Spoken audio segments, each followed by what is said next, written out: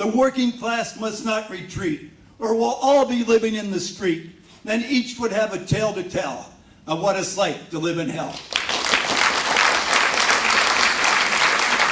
We had the pleasure, the distinct pleasure of having Bruce at our editorial board of The Spectator today. And I thought I knew something about the perspective from working with Craig over the years of how international law and rights can be brought to bear on some of the key questions that we wrestle with every day at the round table here in Hamilton. And I knew very, very little. And he really changed, and I'm dead serious about this. The way he explained it and the way he tilted it to help us look at it was very invigorating, and we were talking about it most of the afternoon in our editorial offices at The Spectator. So you're in for a treat and an intellectual challenge, and I think you'll get a lot out of this, so enjoy it. Some of you will be aware that the provincial government had put together a commission last year for the review of social assistance in Ontario. The commissioners are Dr. Munir Sheikh and Francis Lankin. They started their work in June of last year. The clinic and the Hamilton Legal Clinic, many other agencies and groups around town had put in submissions, and across Ontario people put in submissions. And one of the things that in Hamilton that we worked very hard on in our submissions is to make the point to the Commission that the social assistance, the provision of social assistance in Ontario, and particularly the rates, must be viewed through a human rights lens, that Canada and Ontario have international human rights commitments in that regard, particularly to provide an adequate standard of living to everyone in this province, and that the Commission's work should reflect that, and the work of the province of Ontario in setting social assistance rates should reflect that. What we've seen internationally is a recognition that some of the traditional approaches to human rights that have undervalued the importance of social and economic rights have to be changed. We have to start taking more seriously these fundamental human rights issues that we're confronting now, not just in affluent countries or just in impoverished countries, but globally. The problem of social and economic inequality really has become the human rights crisis of our time. And so Olivier de Schutter is completely correct to come to Canada, and he's completely right to say we have a human rights crisis on our hands, because what I want to suggest is that really we can talk about homelessness and poverty as if they are only problems with government programs, that if we just fixed one program, if we just fixed one piece of legislation, then the problem will go away. But there's a more fundamental problem, that as a society we have lost sight of the basic human rights values that used to inform all of our decisions. So if we get to the point as a society where we think suddenly that it's okay to set social assistance rates at a rate that has 55% of people on social assistance relying on food banks to feed themselves, that's not just a problem with a badly designed social program.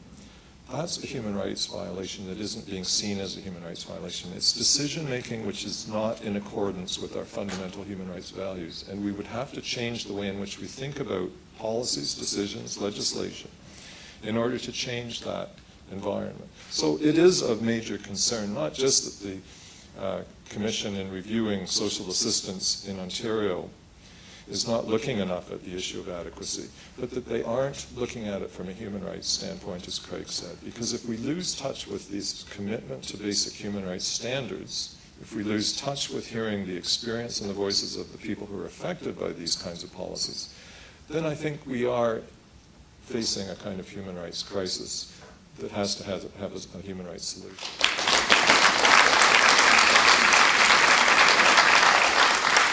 We have established globally that we have certain values, and those values include an adequate standard to living. I'm not asking for an adequate standard to living. I'm demanding an adequate standard of living. I don't have to ask you for it. I don't have to say thank you for a 1% increase to already inadequate rates. I deserve to be fed and housed so that if you'd like me to be employed, I have the tools and resources to do so. a state of mind that I can move forward and adequately participate. What differentiates us today from civilizations in the past or country by country purely and simply is our values. That's what differentiates us. But what is that gap? And I think there is a gap between what we believe and what we actually do. And that to me is the huge gap. This is a human rights issue. This is not charity. We tend to always think of feeding the poor or providing adequate housing as some sort of a gift that we give to people. It's something out, a privilege that we bestow on others. The real way of looking at it, this is right. And it is a right that is enshrined in what we consider to be a basic human attitude towards our economy, our society, and our participation in it. My message to each and every one of you who speak tonight is talk to a person tomorrow about what you heard tonight. Spread the word.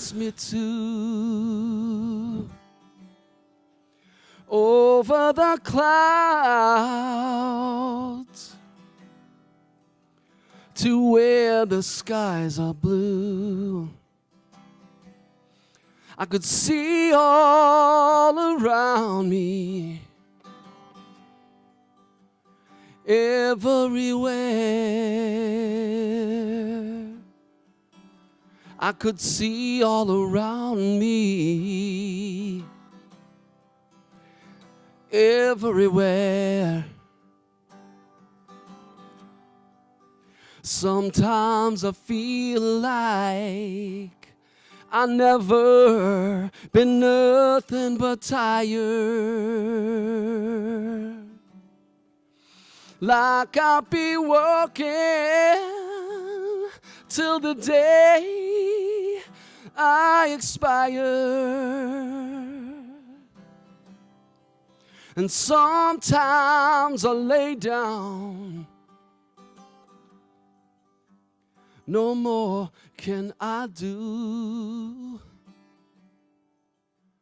And then I go on again, because you asked me to.